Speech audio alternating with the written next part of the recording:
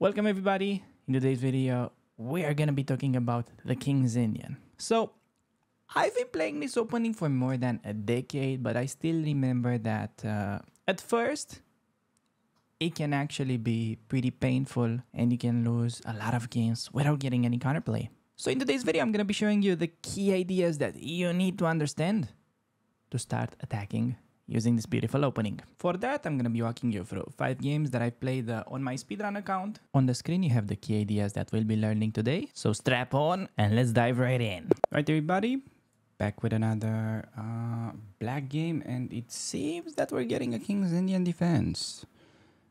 Interesting. I think you guys maybe were perhaps waiting for this one. Let's see. Bishop g7 and white has many options. Opponent decides to grab full center. He also has options to develop the bishop to like g5 or f4 and then play with e3, more of like a cautious setup. But we've got Captain Aggressive here with the white pieces.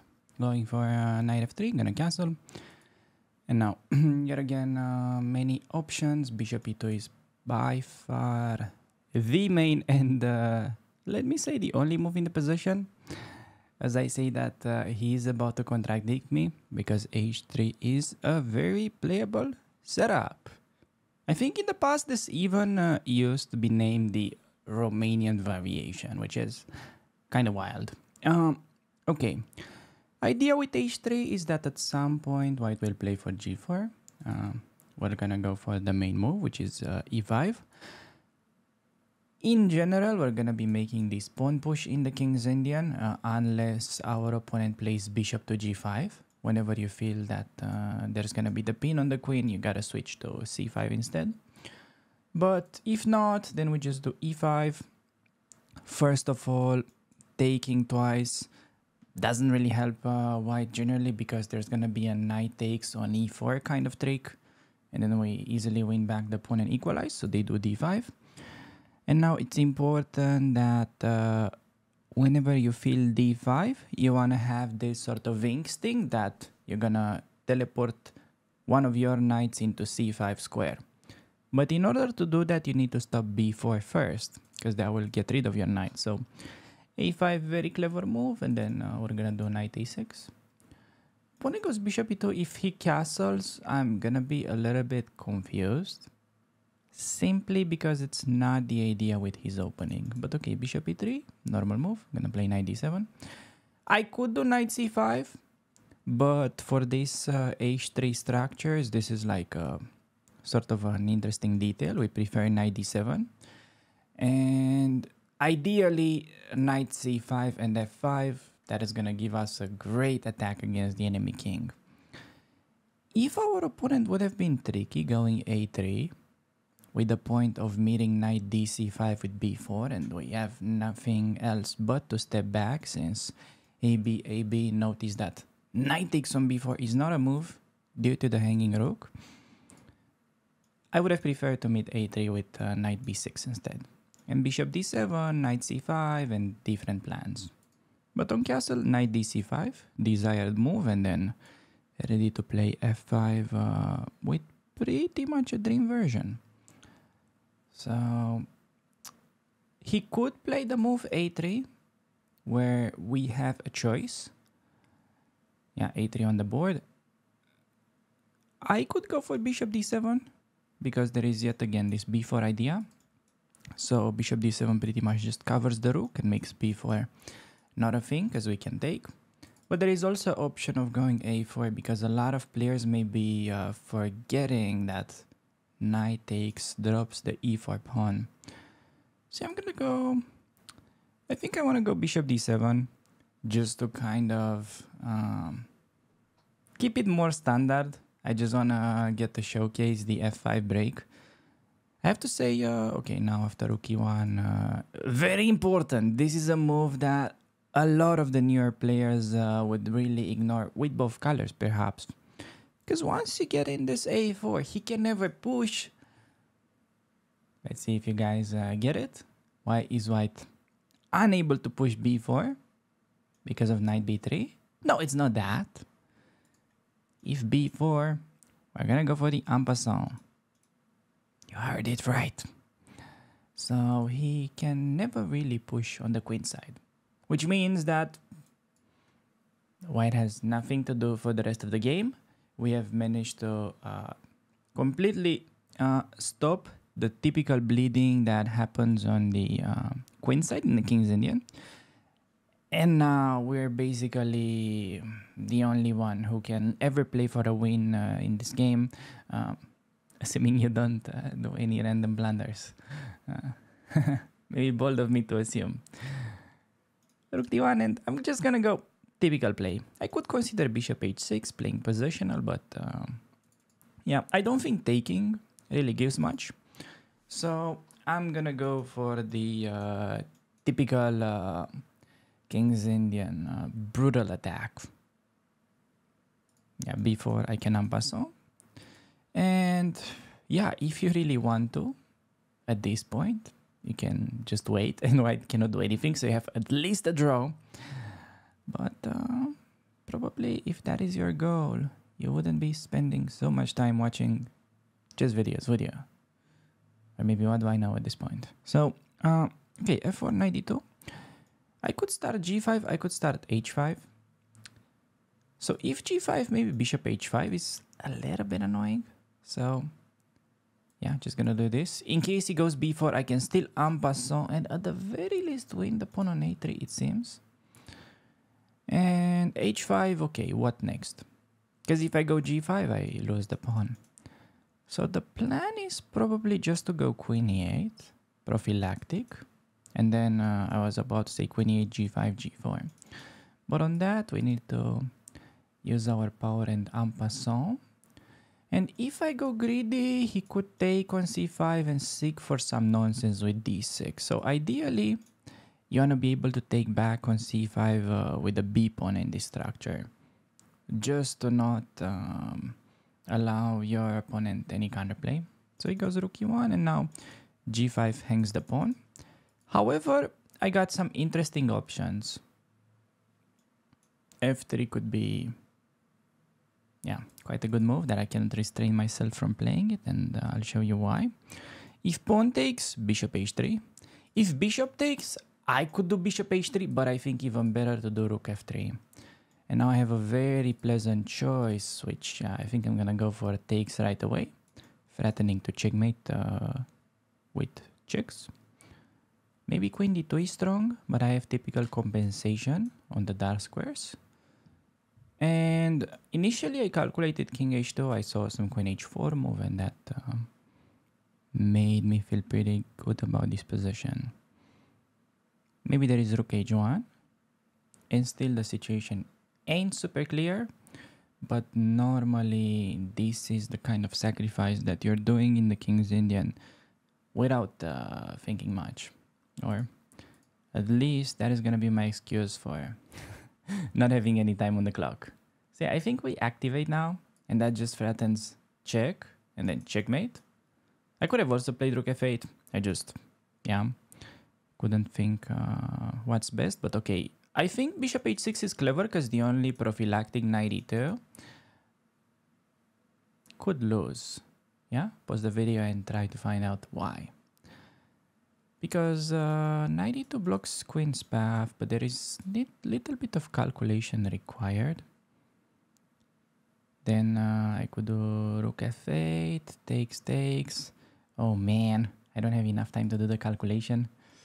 That's a bummer. I'm just gonna go simple chess, allow him to play knight g3. He may try to run away with king g1 after, and then I could go rook g3 and force a checkmate. That would be a nice way to finish this one. He could also blunder queen d3, allow queen f2, and then rook f3. Yeah, okay, so I'm gonna be winning the queen. Not sure if I'm gonna be in time to checkmate. He has to block with the knight, and then I have bishop f4. Some move. Yeah, bishop f4 and then queen g4 seems to be picking up the knight. If I can calculate 2 moves in advance. Because king g2, yeah, loses to this, and king h2, I had h4. And okay, now it's gonna be a bit of a clown fiesta because I will try to checkmate in time. Okay. Okay. I don't know what I'm doing.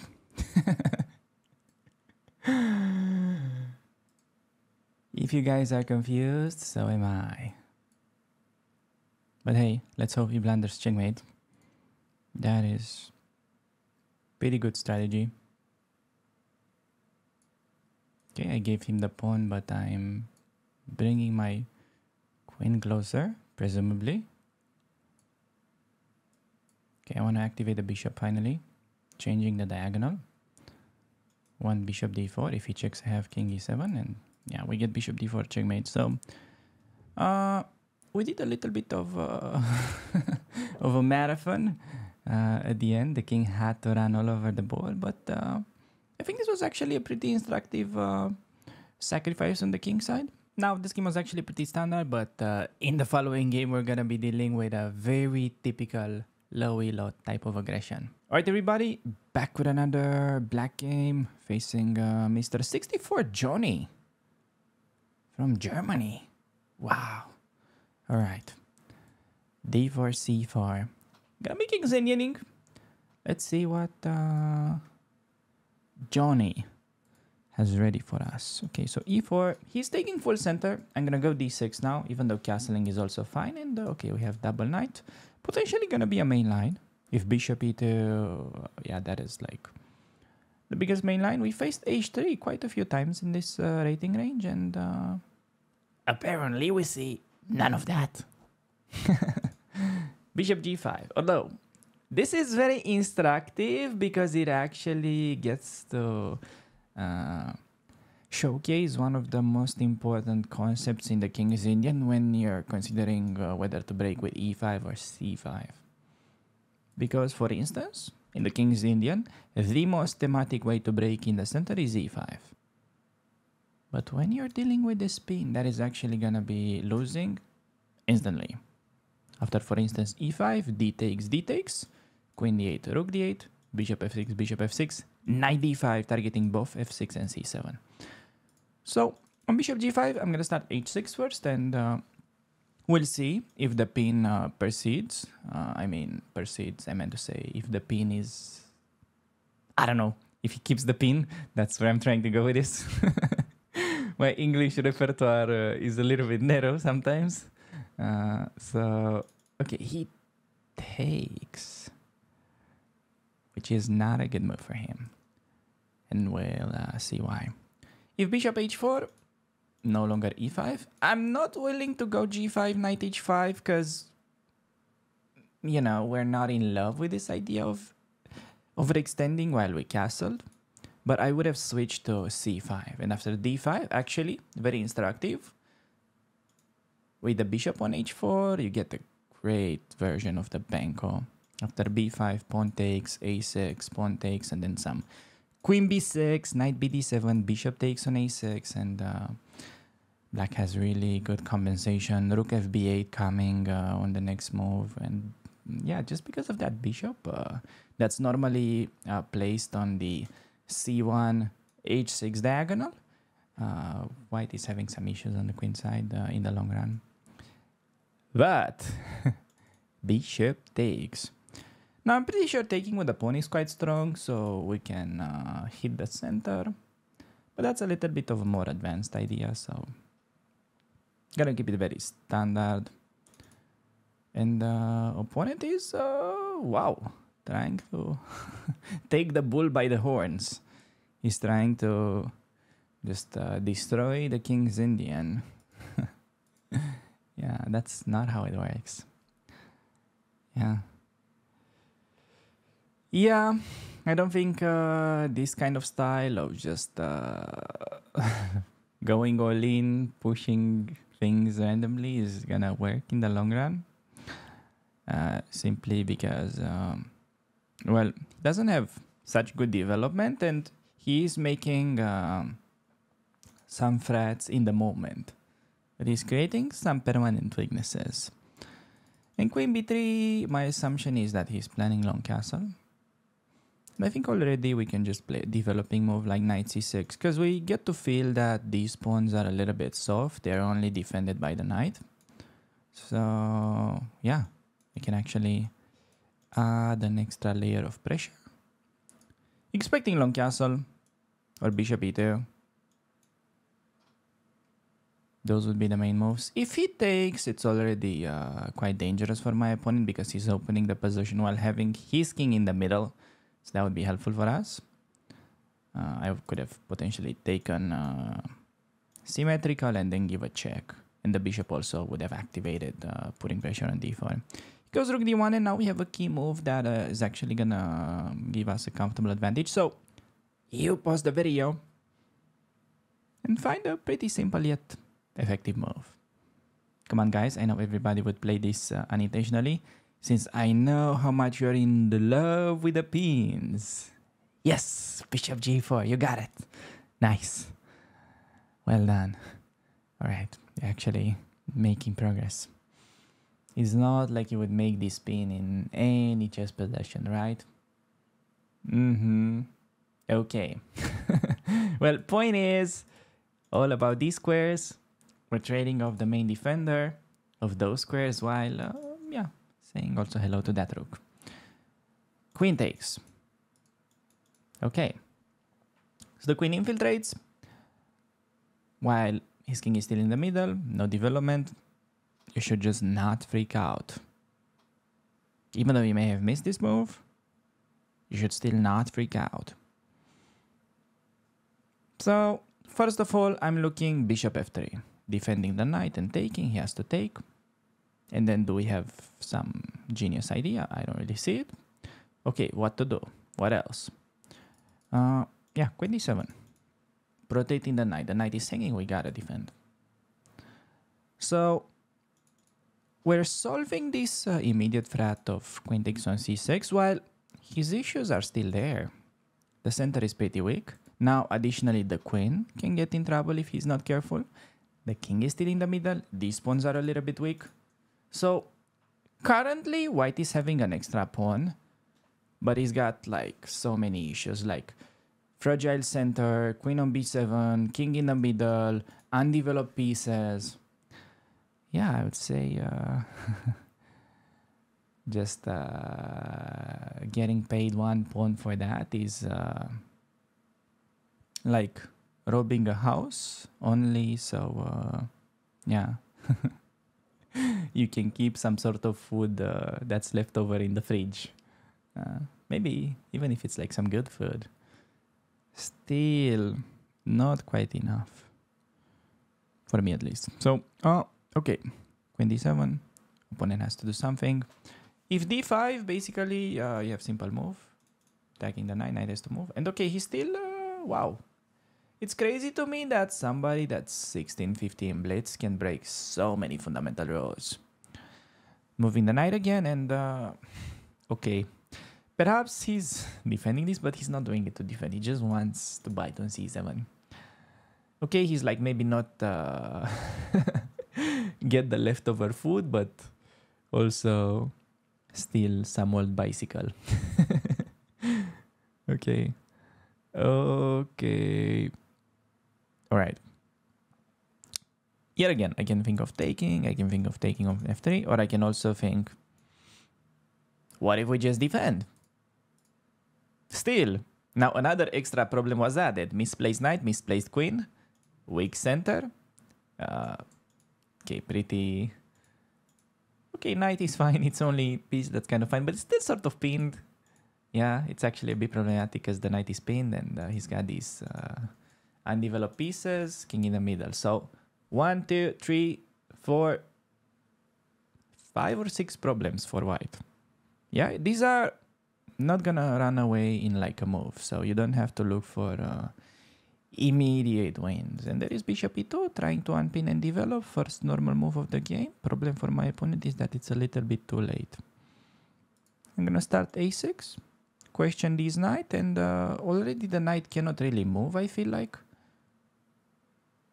Because if the knight moves, there's gonna be this. Okay, so he attacks my bishop. Yeah, if rook b8, he takes on c7. So I think we take knight. He has to take with a pawn to keep it somewhat messy, but then I get to save. So I think we just won a piece, just like that, and the conversion should be pretty easy after. Just prioritize the exchanges and yeah, knight a5. Sadly, we're not trapping because he has one move left, but we can keep our bishop. We got the extra piece, so life is pretty good. Gonna go d5 next. I don't want to like take and open up his rook, so could do that. I don't have to play though. Could also do c6 and open up my rook. Probably gonna probably continue with that. b4 I always have knight b7, so no need to panic. And yeah, you just witnessed a game where my opponent has single-handedly destroyed his position with every single move that he did. Which is actually quite instructive because even in this rating range, you don't really need to do much to win. You just need to defend against his frats and yeah, call him out for the long-term weakenings that he's creating. That's a pretty thematic way of playing the King's Indian, especially in this rating range. So yes, King's Indian is sort of famous for these beautiful attacks, but quite often, yeah, no, you just let them get excited, and they will also be the ones to regret it later. Taking with the rook, pressuring the pawn, yeah, just gonna recapture, keep it simple. b3, I'm planning rook b4. Still I have extra bishop. Will be winning these pawns. Has to play knight d2, but that drops d4. So not really helping. And there's no way to defend the pawn because bishop covers any rook b1 stuff. If knight h4, I mean, I can just retreat. So that's also not a biggie. Although knight h4, maybe just centralize to avoid any shenanigans. Knight h4, even bishop d7 is a move. Anything works. So knight h4, perhaps bishop c2 is also fine, but generally I'll try to stay away from placing this type of undefended pieces in his camp. So notice that literally every single one of my pieces, it's currently defended by something. Do you guys think that's that happens randomly? No. With all the moves, I'm being very careful not to have loose pieces. So I'm gonna take now on a4, just collecting the pawn. There's also option of playing for attack, but generally you don't need to play super sophisticated. So that's why we'll sack a bishop for it. No, it's not a sack. It's actually not a real sack. And just, yeah, taking advantage of the pawn that's overloaded. It has to defend two things, so it cannot do it on once. d5, okay. Taking, it just takes, but now I have simple move. Basically, I'm not sacrificing, I'm just exchanging. I'm worsening his possession and forcing trades. Taking on f1 next. Yeah. Keep in mind this little detail.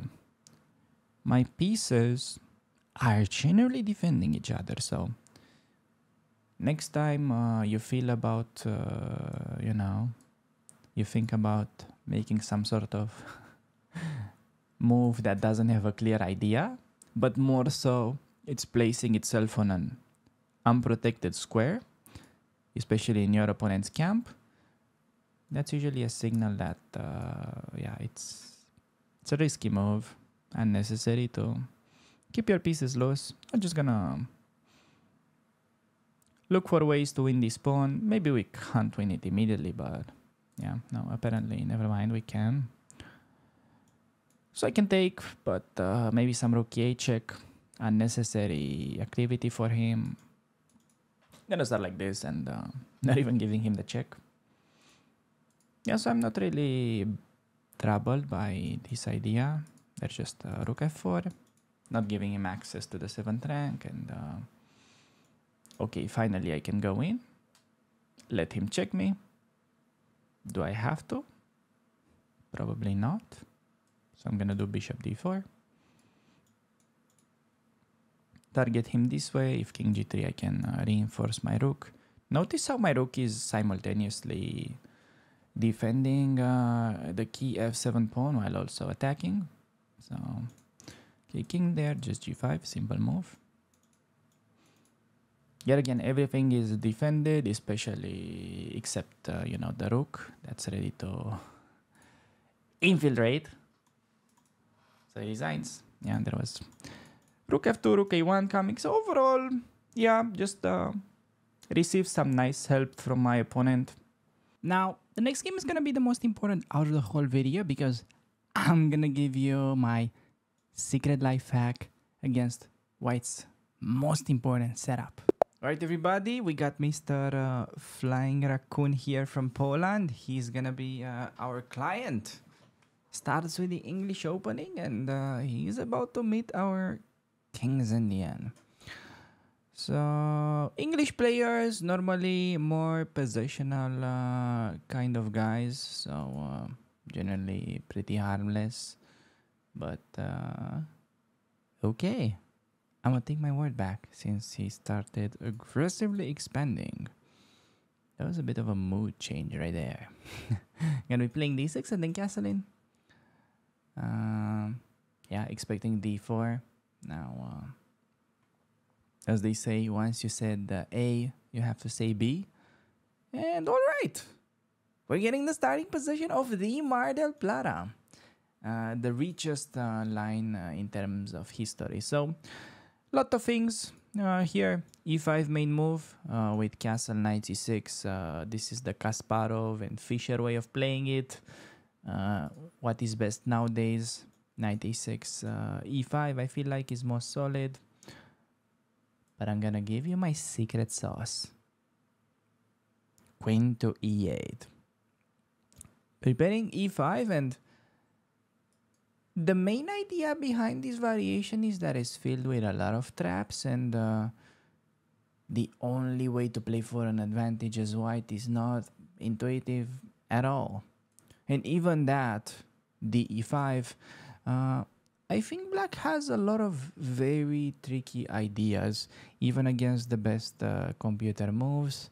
I already had this even in like d5 and then some b4 mainline. I analyzed this in depth and I had a few good games even against grandmasters. So queen e8, I think it's a big life hack, especially on d5, because now you have these typical ideas like a5, knight a6. So first of all, this is very strong because we're slowing down white's expansion on the queen side a little bit. And yeah, okay, d5 is a little bit of a concession for them. They don't have much of a choice because e5 already had many traps. Sorry that I'm going back and we'll just get back to the actual game shortly. I just wanted to mention a trap because, okay, we want to take and then go knight takes on e4. So if they go rook e1, that doesn't help. We still take and then grab the knight on e4 because we're threatening to go knight takes on c3, next move, and then pin on the e file. And queen c2 also, it's common mistake due to ed4, knight d4, and then knight takes on e4. And notice that the fianchetto bishop can take the knight next. So black wins a pawn. Now after bishop e3, we just do knight a6. And then we move this knight, we play f5. It's very easy play. So knight on a6. Probably we're not really gonna land on c5. The goal of this piece is more to like slow opponent's play on the queen side a little bit, and also, okay, in case knight b5, we're already defended, so that's never really a thing to worry about. Here I'm gonna go knight d7 f5, but just so you know, in the King's Indian, if you're running out of ideas, a typical maneuver could also be something like king h8, knight g8, and then trade the bishop. So trade the bad bishop and then play f5 later. So you play for mate, but later. But now here, I just like to go for the mate immediately.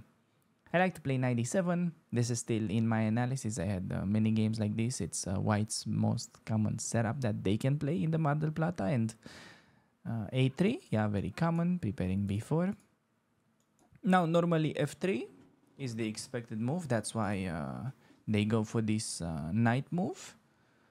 Just, yeah, opening up the path for that pawn. Yeah, here we have it.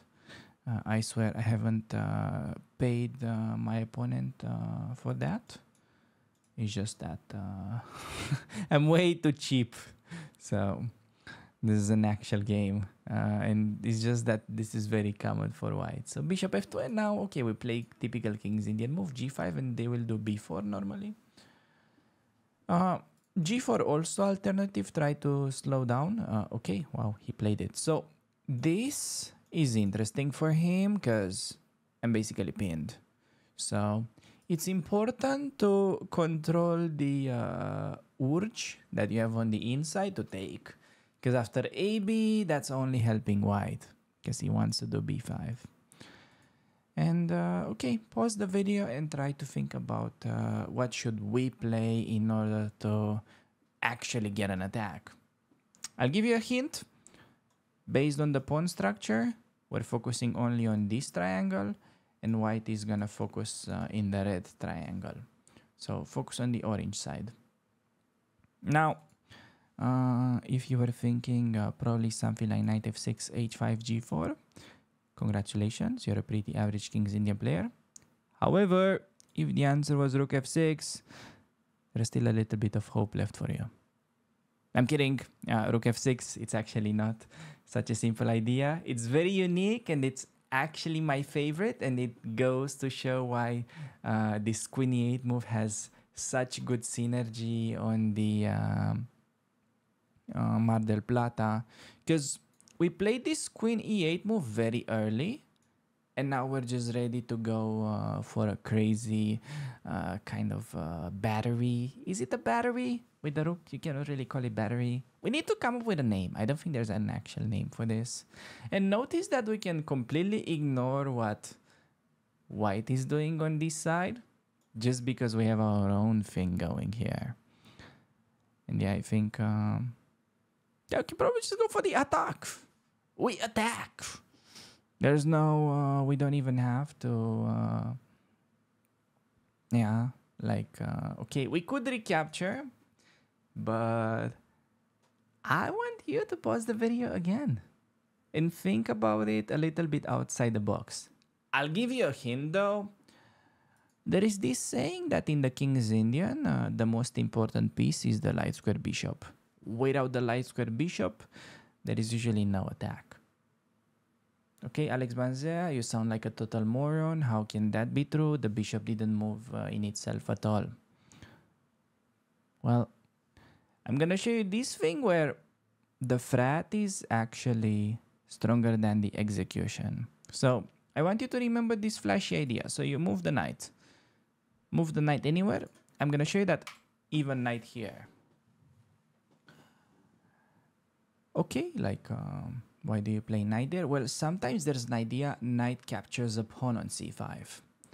And at this point already, just because there is this monster frat of, yeah, bishop takes on h3, was simply played to open up bishop's path. Okay, I mean, you can try to pause the video and find a defense for white if you think that this ain't strong enough. I'm gonna give you a little bit of a spoiler alert. There is already no defense. Black is having a completely deadly attack. Key idea, king f2, if he tries to run away, you wanna be like, wait a second, you need to like catch him by the neck and grab him back into the ring, because on king f2 there is queen h4. Wait a second, where are you leaving so early? You still haven't paid your rent. Where do you think you are? You're moving. Just an average Romanian interaction with your landlord. So Yeah, okay, opponent just looking at it, kind of probably cannot believe his eyes, but okay, I mean, he's learning a pretty valuable lessons for free, so yeah, I'll just let him get accustomed to the position while I'm gonna sip my coffee. Okay, yeah, he takes on a6, but now you can pause the video yet again for the final blow. You see that we keep ignoring these attacking moves on the queen side. So you go. Okay, I don't want to mess this one up. Let me double check. I'm pretty sure bishop g2 is the move. Bang. And yeah, he's trying to run away. Ah, this bitch. Where is he running? I missed that move. He should still be lost. He should still be completely lost. How do we beat him though? Oh wow, he found a good defense. Damn. Imagine the urge of my opponent to spoil such a brilliant attack. That's next level. Okay, I think queen h2. Forcing king e1. And then some rook a6 or cd6 type of move.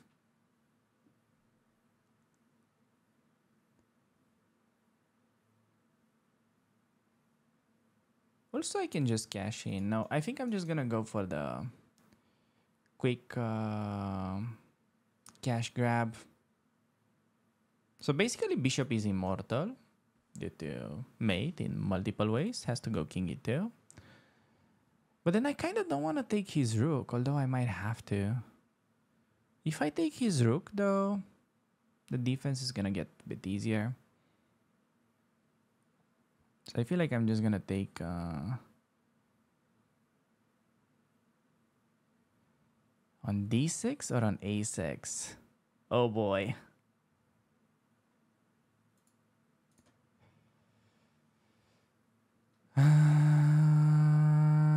I'm actually in deep shock. I just cannot believe that this is not a forced win.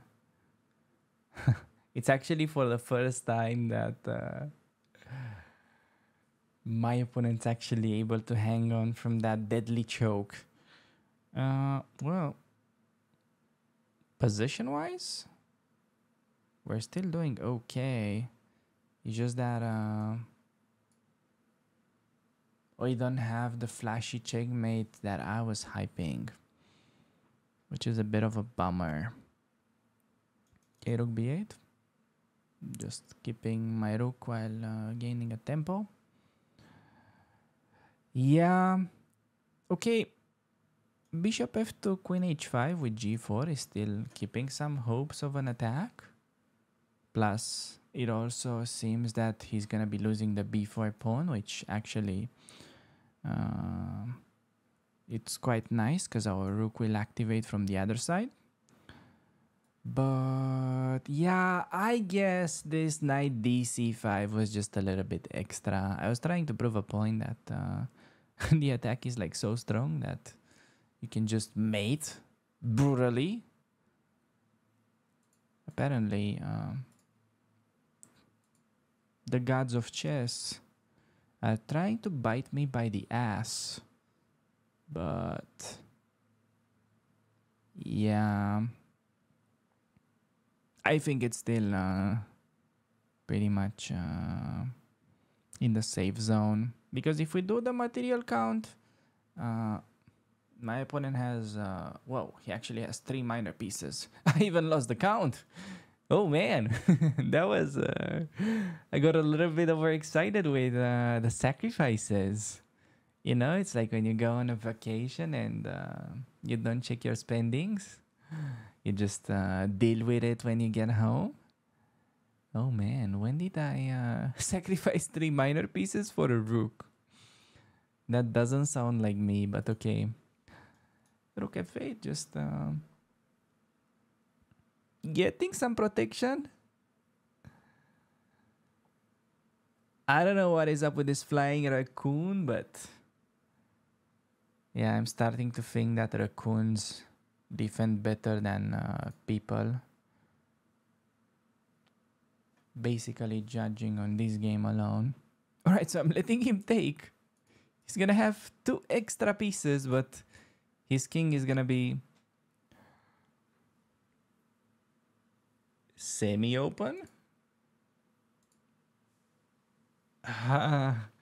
Okay, we have to get this guy into time scramble. I'm still hoping though, if we get in f3. Okay, now I get g3. Now this pawn can become a queen. He wants knight g4, which is obviously still winning for him, but there is some hope. Is it?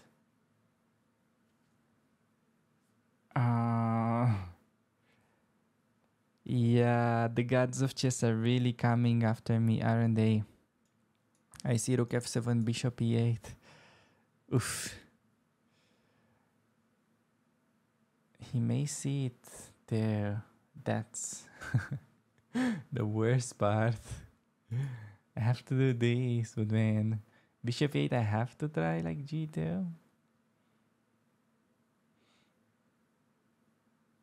Can I play? Oh. Okay, how do I confuse him? d3 check. Come on, opponent, panic.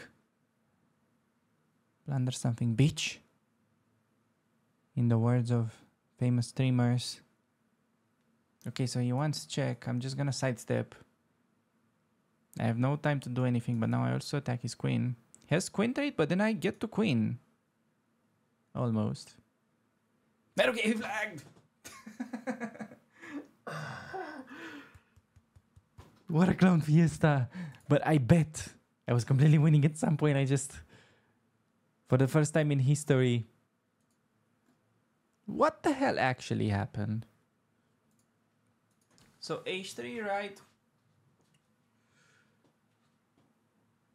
The computer doesn't realize the strength of this attack just yet. I play knight d5, I was just kind of flexing, but yeah, he should do knight f6, simple move, and then yeah, he has no way out of this. Oh boy. That was so extra from me.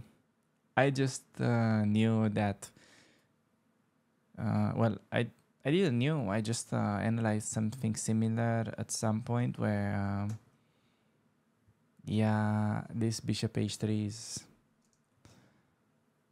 I was aware that it's very strong. But yeah, I forgot that he can actually somehow run away from this mating attack, which was honestly kind of crazy. In the upcoming position, I was lost because I sacrificed literally every single one of my pieces. But yeah, what can I say? Mr. Flying Raccoon. He did play normal. He did defend pretty well. I just wow, man, that is such a pity. It was actually such a nice attacking structure to get in, and yeah, knight f6 in this position instead of the knight dc5 bullshit that I did was actually gonna be pretty clutch. So right, everybody, I wish you just remember this part and you forget about the other nonsense that happened. But yeah, with that being said, I think we can move on to the following game. Alright, everybody, back with another black game. Opponent goes d4, and looks like we are gonna be getting into the normal King's Indian territory. Will he play full center? Full center it is. As a rule of thumb, d6 before castle, and we do get a Zemish. What does this mean? The thing with the Zemish is that it's taking away the main developing square of the knight, but white has different ideas. quite often he can use these pawns to generate some sort of attack. And because white is about to play g4, h4 and so on, this essentially means that if you stick with the normal King's Indian play, e5, d5, and then let's say you try to go for the f5 break by moving the knight somewhere, he can actually counter that idea with pawn to g4, making f5 really less appealing when the g file can be open onto your king. So yeah, generally speaking, against the Zemish, the e5 break is no longer that good. Now, what you can do instead, as a rule of thumb, whenever e5 is not such a great move in the King's Indian, you can switch to c5, despite sacrificing a pawn. I know for a fact you guys don't like to sacrifice pawns, so I'm going to play a6 instead. I'm going to show you another line, the one that's currently my favorite, which is incredibly tricky and can get a lot of the Zemish players in trouble. So you start a6 and then key move. If he goes bishop d3, trying to play the Karpov Zemish with knight e2 and short castle, the key move is pretty weird, but it's knight fd7. And I already had one game like this in competitive chess. In case you missed the recap, my opponent went knight e2, c5, d5, and then knight e5, with already a better position for black because we're winning the bishop pair. White is unable to go bishop c2 in that position because of knight takes on c4. But on queen d2, just develop knight c6 and see what he wants to do. He can go d5, he can go knight e2, or he can castle long. These are the main moves. Yeah, knight e2 on the board. Bishop h6 not an option because I could have taken and then the d4 pawn remains undefended. Long castle allows a strong pawn sacrifice with b5 because then his king is getting opened. And d5 is usually just overextending after knight e5. Stuff like f4 can quickly backfire for white after knight g4. So knight e2 is the main move, and now the trickiness begins. You need to remember this move by move idea. Knight a5. Targeting the c4 pawn, and he has many ways to defend. Main move knight c1, yeah. He could also do b3, where the tricky part begins. We would have gone b5. cb5, ab5. The main point is that white is unable to take. You can try to pause the video and find the winning move for black in that scenario, because we can go knight takes on b3. And notice that we would have won the exchange thanks to the pin.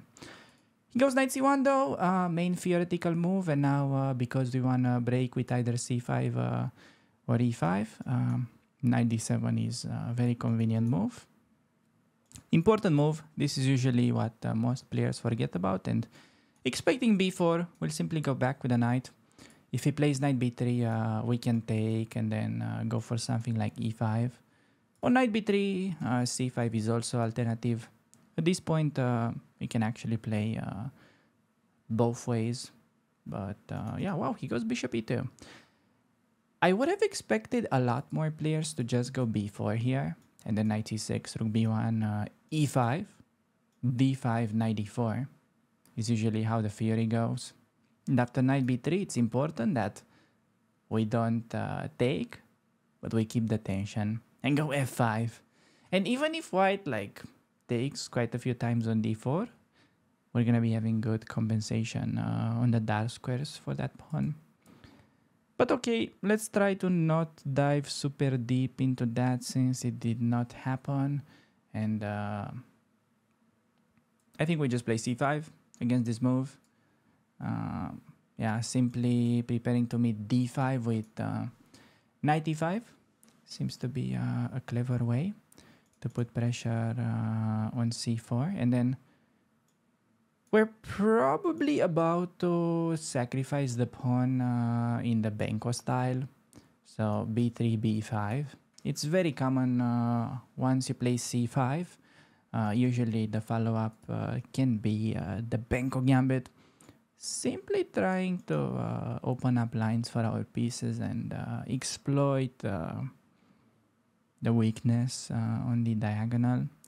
Expecting him to take because what else to do? Like we can just win a pawn, or also b4 with knight takes on f3 check, followed by bishop a1 is in the air. So takes with the bishop. And then, yeah, we can do many things. Queen b6 comes to mind, developing the queen. Bishop a6 is a move also, but yeah, surprisingly, he didn't go for it. Huh. Interesting. Now, it is gonna be your turn to pause the video and punish f4. Because I think the best way to fully exploit this is by going b4. Point is, after fe, we may be able to simply go bishop takes on e5. And call me crazy, but I think we're winning a rook in that variation. So not bc, because he simply goes queen c2. And sure, we're going to be up a pawn with a better position, but bishop e5. How the heck is he defending against the fork? I'll give you the answer. He's not. Wow. Imagine that if he tries rook b1, bishop c3 wins the queen. So he has to simply move the knight somewhere. Knight d1, knight b1, and then we get to win the full rook. And black is actually completely winning. Simply because we got to unleash a perfect version of the Benko Gambit, and you get to see how easily this can get out of control for white. And yeah, there you go. Just a free win. You guys can thank me later for that. It's okay. We're just a few friends talking chess. It's okay, guys. Bishop a1. Honestly, up a full rook. Don't blunder your bishop though. Don't get overly excited. Bring it back home and time to play boring chess. Or actually no, because he resigned. That was quite nice of him. Gonna pop in a game review. Yeah, I'm not really much with Dieter, and we got a 98! Damn! Alright everybody. Back with another black game, and my opponent starts with the English opening. The nice thing of being King's Indian Giga Chad is that the King's Indian works against anything but e4. Now, if you're struggling to understand what the word Giga Chad means, well, hello YouTubers. Giga Chad basically means something like, okay, Daniel Naroditsky. That would be an example of a Giga Chad. So it's like Grandmaster almost. Okay, anyways, let's get back to the actual King's Indian. So we get starting position, and my opponent decides to play e3, not grabbing the full center, meaning that he's not playing e4. So when he is not playing e4, that actually gives you a very simple plan of developing your pieces.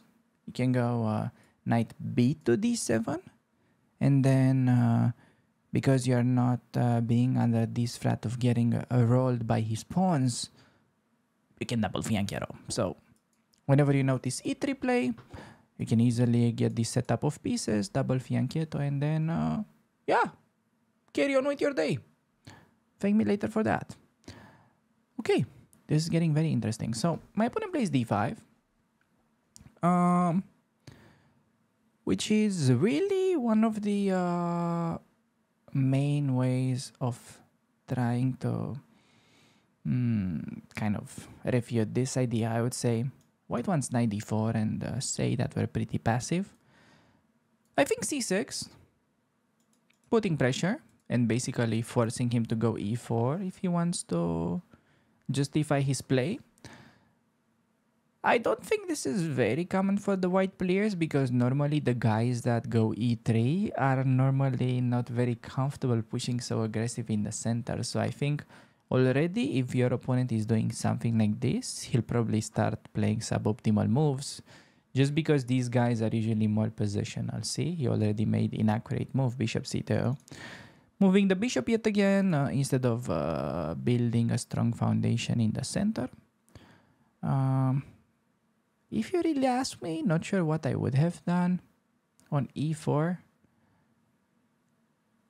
Maybe I can consider a6 with b5 type of stuff and just make a little bit of a mess. And yeah, if he was not pushing d5 just before we move on to the actual game, I would have probably played something like e6, queen e7, connecting the rooks, and then maybe even a6, potentially break with c5 now. cd4 and play more of like an interesting hedgehog. That would have been kind of nice. But bishop c2, yeah, just take now, open up the file, rook c8, and I think we should be doing a fairly decent job in playing around these pawns. But after knight d5, I think already my opponent is losing. Yes. I know I may look crazy, but I swear I'm not. Bang. Opening up these. Now, I could just take, but then cd and the position is not very clear. So, why did your crazy YouTuber say that black was winning? Pause the video and find the best move. Well, if you thought we could move the knight and attack his queen, and only then take the bishop and save the piece, congratulations. You have just placed your knight on a mine square. But if you realize there is knight takes on e3 intermezzo, wow, big boy tactics. You got it. Main argument is that queen to d4 trying to defend this would just be self-destroying, like call an ambulance not for me but for my opponent, because knight c2 would have won the queen. But after Effie, just extra pawn right out of the opening, King's Indian, 13 moves. We just had to find an intermediate move. How complicated, I know. I want to be very bold and take. I mean, I don't want to be bold. I think my hairline is pretty good, but I would like to keep it. Yeah, I think this is good because there's no way he takes. And even if he does, his rook is going to be closed. And the point is, I want to take. And if he does not take with a pawn, I'm going to plant this knight on e5 just for the rest of the game. How is he ever going to get rid of this knight? He has a light square bishop. My knight is on a dark square. He has no pawns that are ever going to attack this knight. So that is why I was a little bit afraid of pawn takes, because knight e5 there would have been f4. But I wouldn't have played it anymore. I would have gone like knight f6 and still, you know, enjoy life with an extra pawn. Okay. Inhaling. What can we play? There is e6 queen g5 trying to attack his weak pawn. That's also a bit of a double-edged move, weakening the d6 boy. We don't have to like really weaken anything. Probably it's best just to do something like queen c7 and then queen c5. Simply, targeting the pawn while also offering the queen trade. At this point, we're just doing a little bit of risk management. We're trying to play boring chess, exchanging all the pieces. The extra pawn, as long as you don't do anything stupid, aka blunder the pawn, or even more, you should win, like, most of the times. Okay, here, interesting situation, though.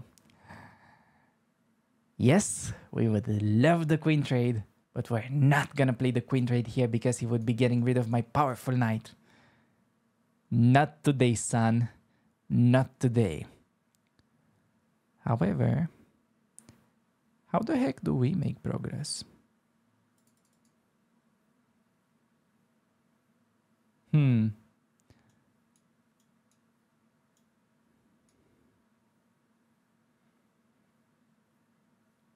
Okay, I got an idea.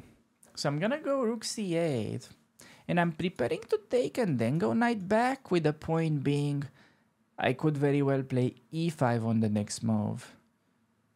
And I'm trading my knight from e5 to get an even better knight to d4. Yeah, okay, that's what I'm doing. It's not a must. Probably it's actually better just to do b5. Of course. Oh, I accidentally played the best move. Nice. b5. That's even better. Duh, we have a clear target. I was about to do something stupid, but then I realized that I'm actually recording a video, so I should be playing good chess. So b5, yeah, no, just notice this pin. If he was defending against this pin, I would have probably gone for that idea, the endgame, trade queens, knight c6, and then e5 push. Okay, say he would have played bishop b1, right? Sorry, just to quickly show you. Say bishop b1, take, knight c6, and then e5 push. And d5, I get unchallenged knight on d4, f5, and so on. It's usually easy win with extra pawn there. But yeah, after queen takes, rook takes, he's losing a pawn thanks to the pin.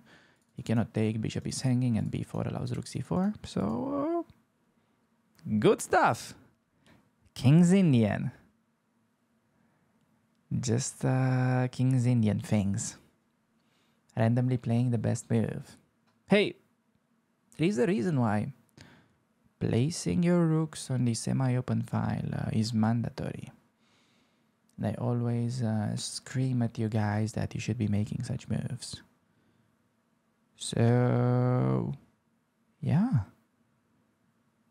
I was saying that we're moving into a part where it's more about risk management. It doesn't hurt to win second pawn in the process, of course. And now I can take and play rook c8. Liquidate into that version, which is winning, but can I simply double down on the idea and call the other rook? Call my bigger brother? Call my daddy to help me? Yes. Yeah, I can do that. The bishop is not running anywhere. This is still very much a threat. So important not to get like a deflection. Like to keep focus on the important thing, which is hanging bishop and the c4 pawn. So yeah, e4. So he can take this way. Should I trade? Yeah, I just want to trade because I'm bringing another pawn closer into my camp. So the more the pawns advance, the weaker they become in the endgame. So I'm just going to take now, take with the rook. Notice that these knights, nobody is fucking with him. This knight on e5 is like, yeah, has a black belt in jiu-jitsu. Nobody wants to mess up with this knight. Okay, can I just do rook b1? Oh, I gotta make a move. I'm about to lose some time. Silly me. Rook b8, and I really want to open it up. I don't want to wait in the line. I want to break the line. Okay, before I do anything stupid, you want to remember that whenever you have an endgame, you want to use your king like it was Manuel Neuer. We're gonna do this. We're gonna play it slow, but we're gonna be getting the safe path to the win. In the endgame, it's like bringing your goalkeeper to the last attack in football. There's nothing to lose. May very well just make the guy sweat a little bit for his paycheck. No? King b6, king a5. Can I get that? Ah, you bastard. He stopped my king from getting famous. That would have been something. Okay, so when he's fully blocking this side, I gotta switch my attention. So naturally, you want to play something like e6. Just because he cannot keep, shouldering me everywhere on the board while being down 2 pawns. It's like not natural, you know? We have the advantage. He shouldn't have opportunity to be so strong. Yeah, f5 now, of course. You have to ask yourself, what's the problem with this move? It's like logical, he doesn't have a fortress. You just need to come up with the concrete justification as well. I know, a little bit easier said than done, but hey, we're here trying our best together. We're in this together. F5. Bishop has to move. Pawn remains undefended. And then pretty much my opponent's counterplay is fading away before it even started. And notice the main difference. My king, Manuel Neuer. His king. Who is his king? Can I play? Yeah, okay, like don't take, because then that's actually funny. But yeah, just king c7. Don't get overexcited. It's like you don't need to believe everything that flies cannot be eaten.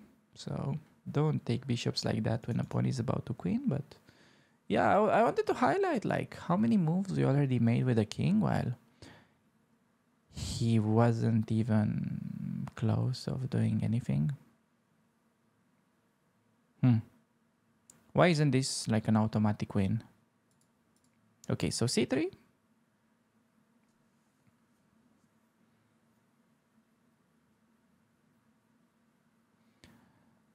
I'm basically gonna sacrifice this pawn and somehow collect e6. Yeah, like knight c6 and then knight d8. I should actually be careful not to lose on time. But gonna be having 2 extra pawns in the endgame, and I want you guys to understand that this is how you're gonna be winning most of your chess games. Forget about all the fancy nonsense. Win a pawn, trade pieces, go into the endgame. Your king is Manuel Neuer. His king is, I don't know, I want to name a bad Romanian goalkeeper, but I just feel too bad. What if they watching? For sure they watching. Yeah, essentially you get what I mean. Win a pawn, take your opponent to the endgame. And the game should be pretty easy. Checkmate promotion, let's go. I think, yeah, this was very good for us very quickly, simply because my opponent tried to somehow punish me for the double fianchetto, but as I said, you can always double fianchetto when you see pawn to e3 in the King's Indian. If you made it this far into the video, that's pretty crazy. So I guess you're pretty addicted to chess, and here's another King's Indian video, and there will be something for the white pieces.